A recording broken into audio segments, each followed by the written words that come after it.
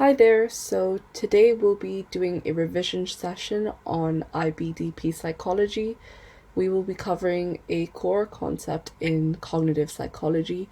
This is a component in both standard level and higher level curriculum, so it will be relevant to all students in IB psychology. So this concept is known as the schema theory. It is one of the core components in the reconstructive memory theory and how we kind of organize our memory in our brains. So let's begin with asking what is schema. So a schema can be described as grouping different pieces of related information and knowledge or memory in a specific way in your brain. So it is a method that is hypothesized to be used in our brains as a way of organizing our mind and simplifying information in ways that is easier to recall. So think of this as your brain being a computer hard drive, and your schemas are like the folders on your computer. So it is a way of organizing these different informations in specific manners that may be due to them being linked or them having a kind of similar background. So to continue with our topic on schema, I will be asking you to take part in an activity. So this activity is a replication of a really famous study that we will cover in a second. So I'll first ask you to just observe this photo for a few seconds. I won't be asking you to do it for the whole time, but I'll give you a little bit. So just observe everything in this photo.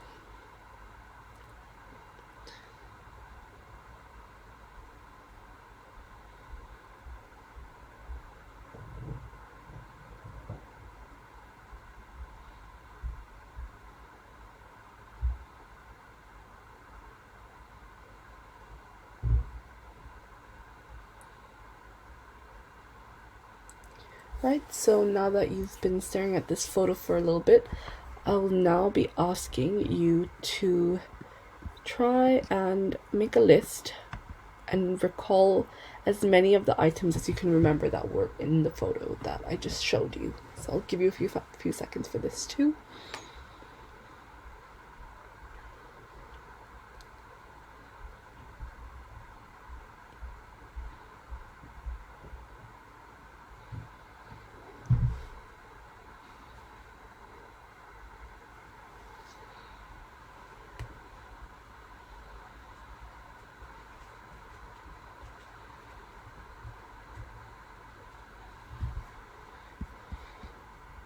Alright, so the purpose of me asking you to complete this task is because I was trying to replicate the study on schema theory. Schema theory was founded by the psychologist Sir Frederick Bartlett. He came up with this concept of reconstructive memory and the way humans can filter and organize memory in our head and why we do it. So with this activity, I showed you a doctor's office. So seeing this, automatically our brain can tell and assume that objects that could be in an office room. So things like this brain, the skull, the white coat, this anatomy image poster, things like the cabinet and certificates and books. However, what our brain may not have noticed at first sight, since it was a very short period of time that I asked you to observe the photo, is more of the unusual and atypical objects that would not be present in a doctor's office. Things like this owl in the corner, you might not have caught your eye on, this number 8. There's also a shovel in the corner, this beetle, as well as cobweb, and things like a pair of dentures. These might not have come upon your main list of things either, because this is to do with your schema theory. The schema theory. So in our heads, a doctor's office can relate to a schema that may typically show medically related things like the white coat or the anatomy poster. However, the atypical things were less likely to connect with this, and so with how our memory is consolidated in our brain, and when we are processing information in, to remember it, we're more likely to link subjects and objects we see so that it has some sort of like line of rational thinking.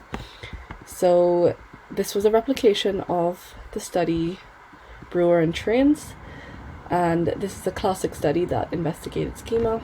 It is very similar to what we did, but the participants were actually placed in a room with all the objects in it, and they were not told about the objects, so it was kind of like a blind experiment. And basically they were made to wait in this room, and it was an office type of setting as well, like a typical university office. And in the room there was a lot of different objects that are congruent with a office setting, things like a desk, calendar, textbooks, typewriter, things like that. But there was also a few objects that did not conform to this office setting, things like I think a piece of bark, there was a skull, there was things like hiking boots, and some makeup as well. So participants were left in this room for a few seconds, maybe like a bit more than what I gave you, and then they were escorted out of the room, and then they had to remember all the objects. In the results, they found similar findings to what I described, and most participants would only recall majority of the office related items like the desk and typewriter, because it is what is congruent with their schema of an office. And some participants did report things that would be unexpected, but this is typically only with the really unusual and unexpected object. The reason why this happened is due to this idea of a flashbulb memory, and this concept relates to how a sudden or unexpected memory and experience may have a lasting impression on your brain, and so you're more likely to remember it due to its like kind of irrational existence, so the way that it is not meant to be there, thus it kind of sticks in your head a bit more, if that makes sense. So covering this, I think it's one of the easier studies to evaluate, and so something I have set up that is worth revising over is applying a study in a practical format. So when answering paper 1, paper 2, you can obviously get different types of prompts, but a key one that will come up for the cognitive psychology section could be related to schema theory. So they can say explain one study of schema theory, discuss one study of schema theory, evaluate a few studies with schema theory. These are all different types of prompts that could come up. So we can practice making a structure for evaluating theories, as this is one of the core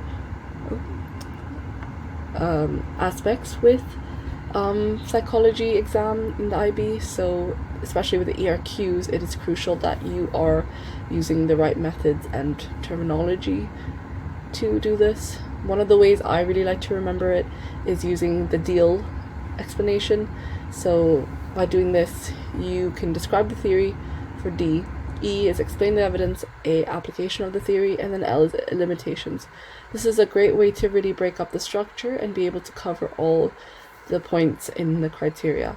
So you can easily do a introduction, conclusion as well, added onto this, and choose the way you want to do it. So for example, if you're evaluating 2 different studies, you can list one of the studies and then followed by the other. So for example, if you're comparing Brewer and Trains to, for example, Bartlett does have a study on schema theory as well.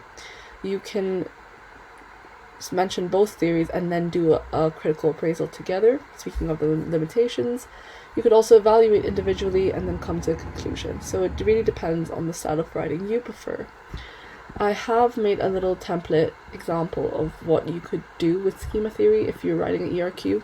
So you'd start D, what is a schema, and then evidence, application, limitations. So I hope this helps, and we will work on other applications of knowledge as well with SAQs in future videos. And lessons. So that's all the time we have today. Thank you very much for listening.